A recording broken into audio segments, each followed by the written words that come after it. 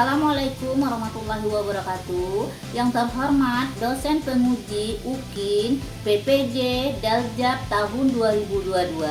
Perkenalkan, nama saya Asmaniar B. Saya guru SD Negeri 76/2 Tenam, Kecamatan Tanah Sepenggal, Kabupaten Bungo. Pada kesempatan kali ini, Kamis 6 Oktober 2022, saya akan melaksanakan praktek pembelajaran untuk memenuhi UKIN PPG Daljab tahun 2022 dengan mengambil tema 4 subtema 3 pekerjaan orang tuaku di kelas 4. Untuk lebih jelasnya, berikut adalah video praktek pembelajaran yang telah saya laksanakan. Mohon masukannya dan saran agar kedepannya kegiatan pembelajaran saya jauh lebih baik. Terima kasih atas perhatiannya. Wassalamualaikum warahmatullahi wabarakatuh.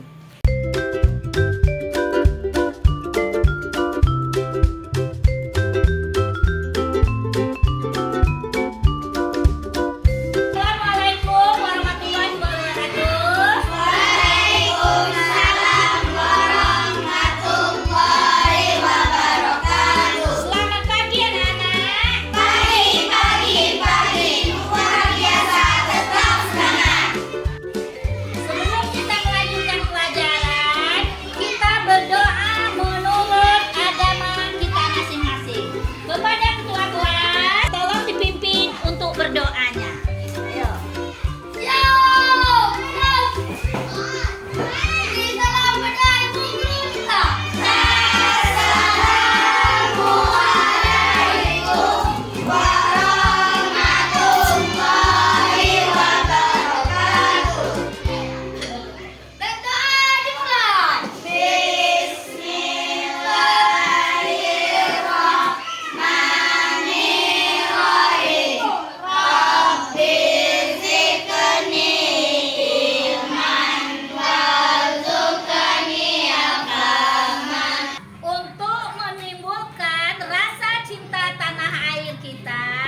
Baiklah, kita bersama-sama menyanyikan lagu wajib, ya.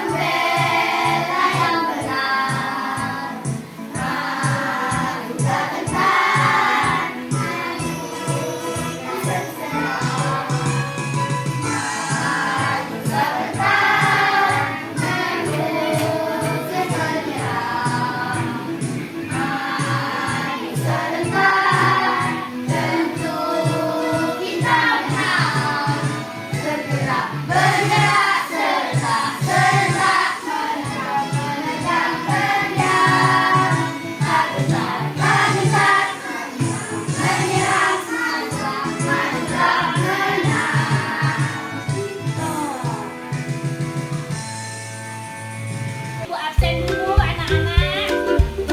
Devi, Dela, Siva, Ardi Punisa, Sate, Adila, Dila, Ani, Fitri, Vita. Berarti semuanya hadir ya. Pelajaran yang lalu yaitu tentang macam-macam pekerjaan. Nah, macam-macam pekerjaan. Coba anak-anak, siapa yang tahu apa-apa saja macam-macam pekerjaan itu? Coba. Ya.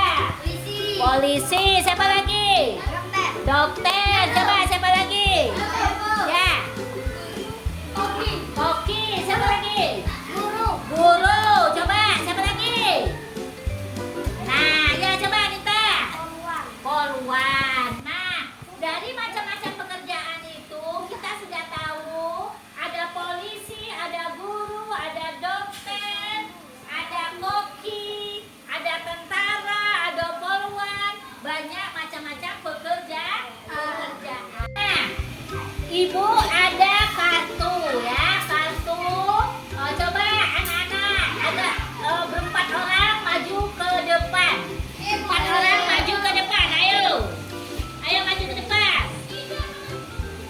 kalian, coba kartunya. Coba. Nah, kalian sudah mendapatkan kartu masing-masing ya. Sudah mendapatkan kartu masing-masing? Sudah nampak kalian dengan gambar apa yang ada di sana? Sudah. Coba yang si Baim sebagai dokter. Dokter. Coba dicari di sini, disamakan mana kartunya. Ayo, si Kevin. Cocok dengan gambarnya. Apa? Tulis. Ambil di sini kertasnya. Coba.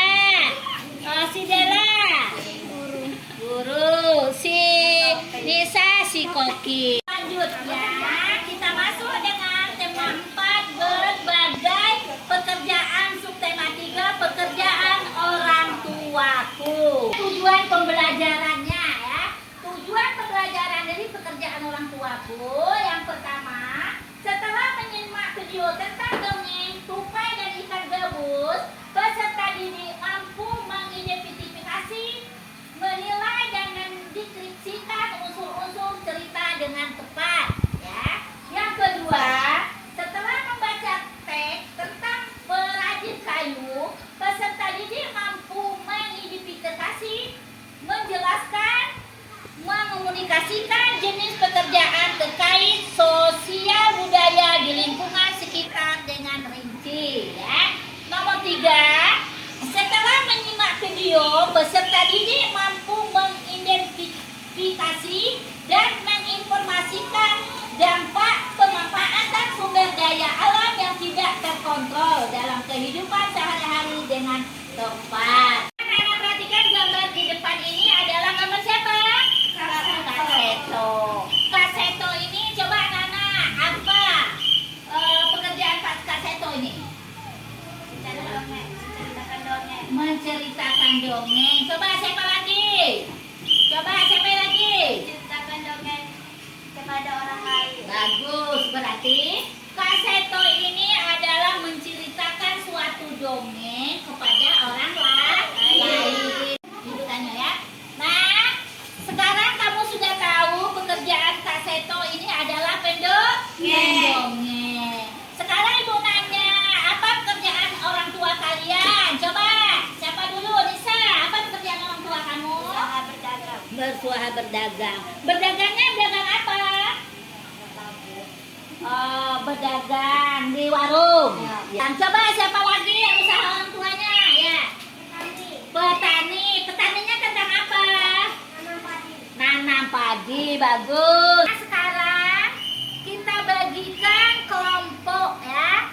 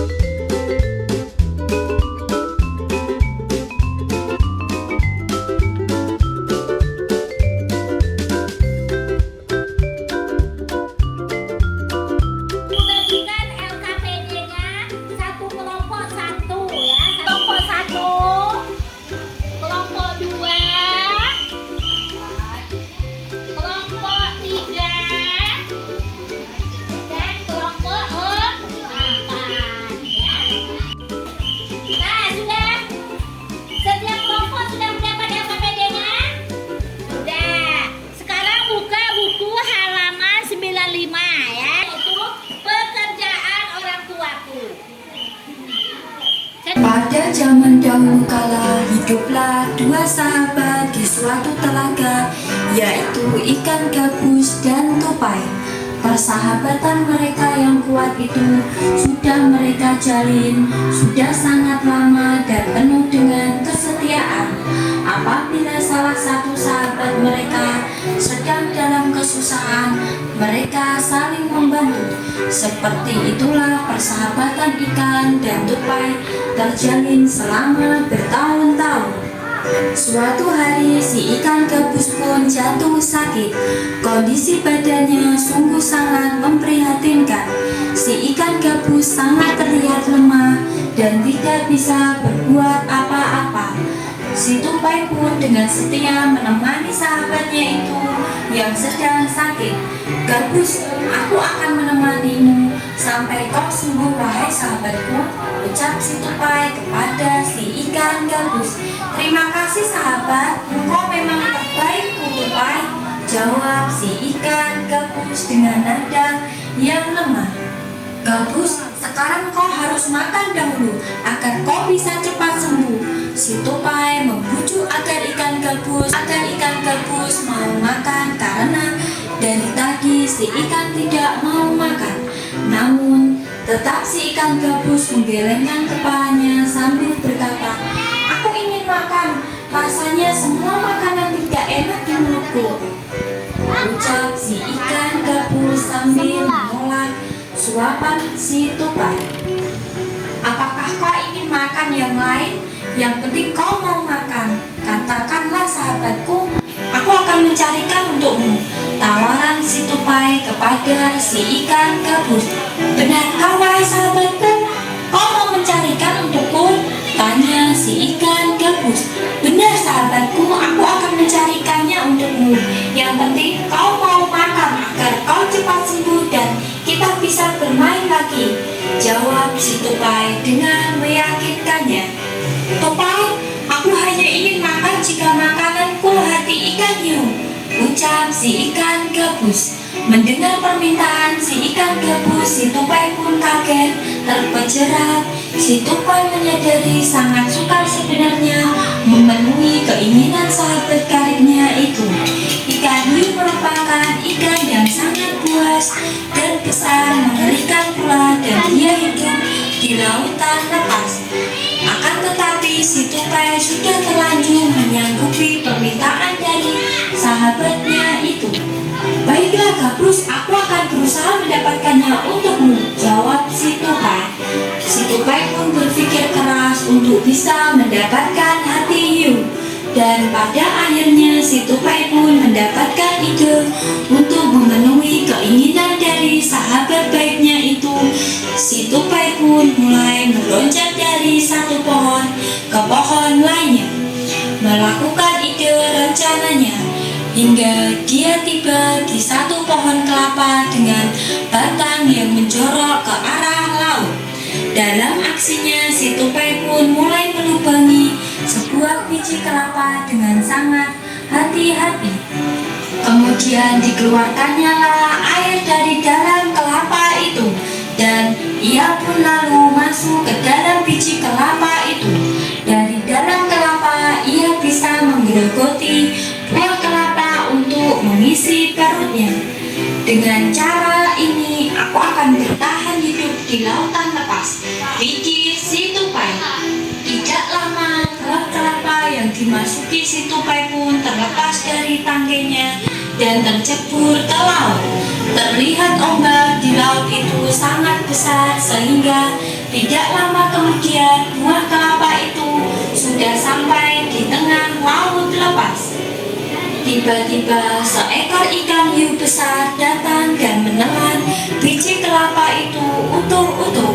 Ketika si tupai sudah berada di dalam perut ikan hiu itu, si tupai pun mulai menggigiti hati si ikan hiu.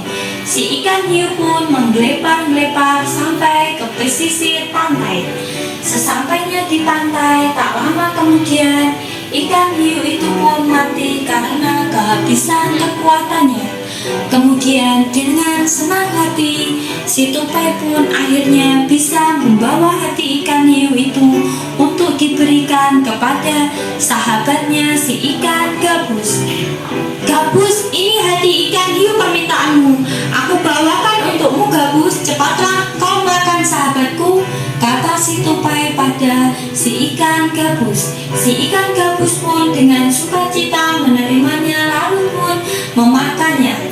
Kejadian menakjubkan pun terjadi setelah si ikan gabus memakan hati ikan hiu itu. Si ikan gabus menjadi sembuh total. Ia meloncat-loncat dengan gembiranya. "Tupai Dan sekarang aku sudah sembuh, Tupai, seru si ikan gabus dengan gembira. Mendengar itu pun si Tupai ikut turut senang. Dan si ikan gabus pun berkata kepada si Tupai, "Tupai, jika kau di kemudian hari mendapatkan kesulitan dan butuh pertolonganku, silahkan kau katakan, Tupai," kata si ikan gabus kepada Tupai. Dan mereka pun bersahabat dalam bahagia dan penuh dengan kedamaian. Selesai. Hikmah dari kisah ini adalah apabila kita sudah berjanji kepada seseorang, haruslah ditepati walaupun berat rintangan yang akan dihadapinya. Anak-anak sudah mendengarkan dongeng yang ada ditayangkan di papan tulis tadi. Berarti anak-anak semuanya sudah mengisi di LKPD masing-masing ya. Coba dari perwakilan kelompok 1, kelompok 2, kelompok 3, dan kelompok 4. Judul, apa judulnya? Yang judulnya kelompok 1 sudah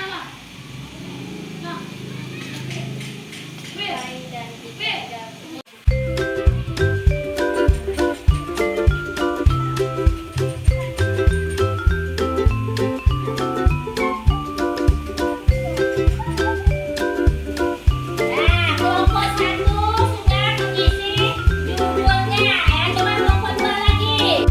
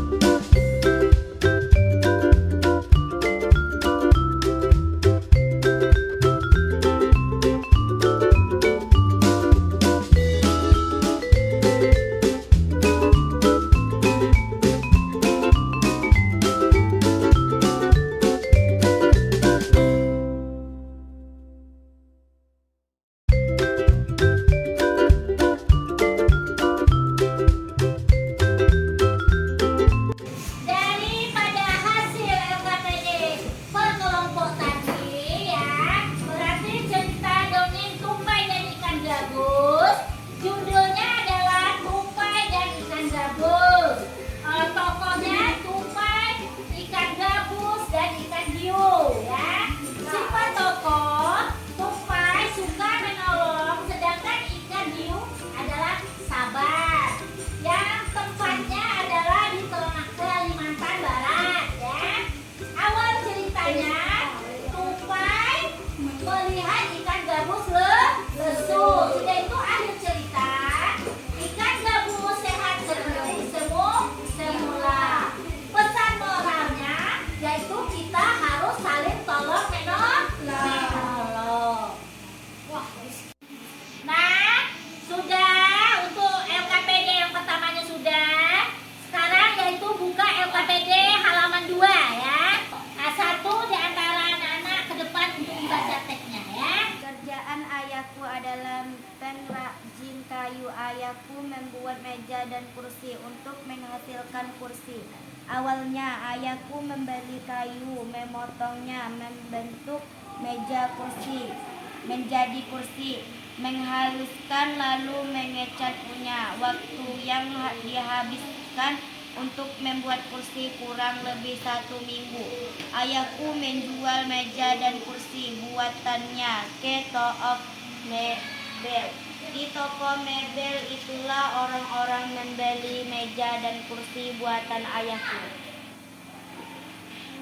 Buka LKPD-nya halaman 5 ya. Halaman 5 tadi LKPD-nya. Nah, tadi tagnya sudah dibaca oleh kawan kita tadi. Daripada tag tersebut, itu ada nomor 1, 2, 3, dan 4 perlu diisi. Ya. Coba anak-anak ibu beri waktu 5 menit untuk mengisi.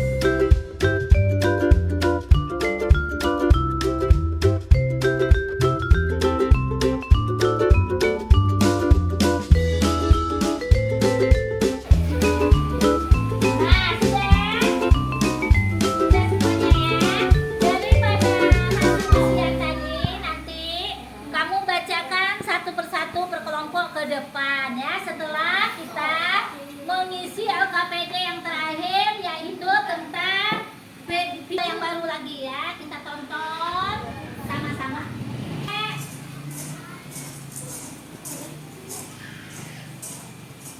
Tonton video kok.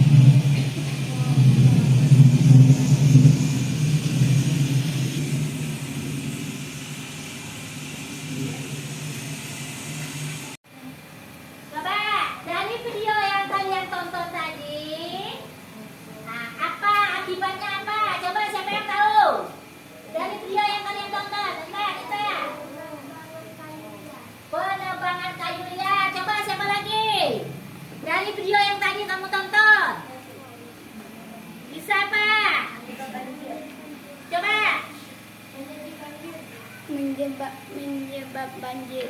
Penyebabnya banjir. Coba siapa lagi? Dari video yang tadi itu. Menjadi longsor. Ya, bagus. Dari hasil video tadi ya, sudah kita sama-sama lihat ya. Dari hasil video itu, penebangan kayu secara liar. Secara liar bisa mengakibatkan banjir ya, bisa mengakibatkan tanah longsor. Daripada itu, tidak boleh kita menebang kayu sembarangan ya.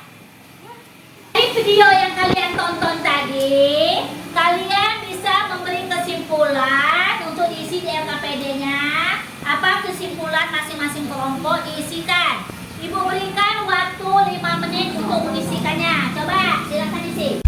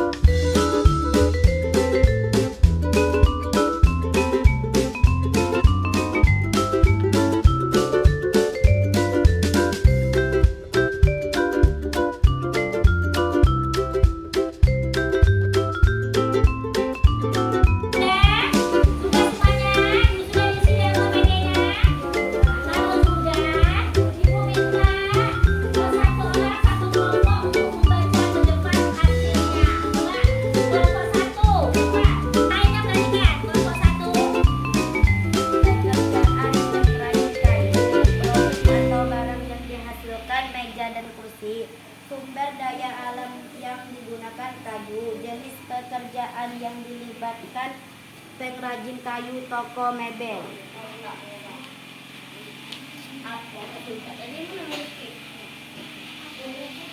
Penebangan pohon secara liar dapat menyebabkan banjir dan longsor.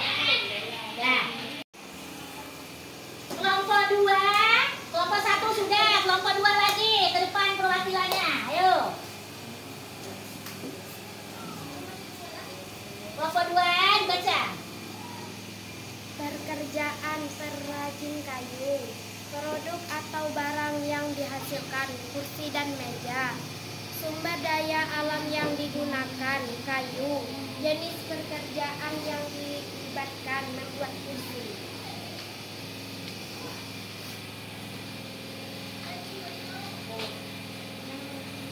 Pada video itu, penebangan pohon secara liar bisa mengakibatkan banjir dan tanah longsor. Bagus, jawaban dari kelompok 2. Dari hasil dari kelompok 1, kelompok 2, dan kelompok 3, kelompok 4, hasilnya sudah bagus. Sekarang ayo kita sama-sama tepuk tangan untuk hasil tersebut. Dari hasil tadi dari kelompok 1, kelompok 2, kelompok 3, dan kelompok 4, kita mengambil suatu kesimpulannya ya. Coba siapa bisa tunjuk tangan memberi kesimpulannya. Bagus, kelompok 1. Penebangan pohon secara liar dapat menyebabkan banjir. Bagus. Coba kesimpulannya apa? Menentukan unsur dalam dongeng judul tokoh, sifat tokoh, kesan orang. Ya, bagus. Dari siapa lagi? Kesimpulan pekerjaan yang berkaitan dengan sosial budaya lingkungan sekitar, contohnya pengrajin kayu. Ya, bagus. Anak tadi dari kelompok 1, kelompok 2, kelompok 3, dan kelompok 4, kita sudah memberikan kesimpulannya. Anak-anak sudah menjelaskan pekerjaan orang tua masing-masing ya. Salah satunya yaitu pekerjaan Kak Seto sebagai pendongeng ya. Dari dongeng yang Ibu tampilkan tadi, anak-anak bisa menentukan judul dan tokohnya dan lain-lain. Salah satu pekerjaan yang ada di lingkungan sekitar kita yaitu perajin kayu ya. Perajin kayu memanfaatkan sumber daya alam tadi ya. Perajin kayu itu memanfaatkan sumber daya alam ya, seperti berupa kayu tadi. Apabila penebangan kayu secara liar akan terjadi banjir ya. Maka daripada itu kita tidak boleh menebang kayu secara liar. Nah, itulah dari kesimpulan pelajaran kita tadi.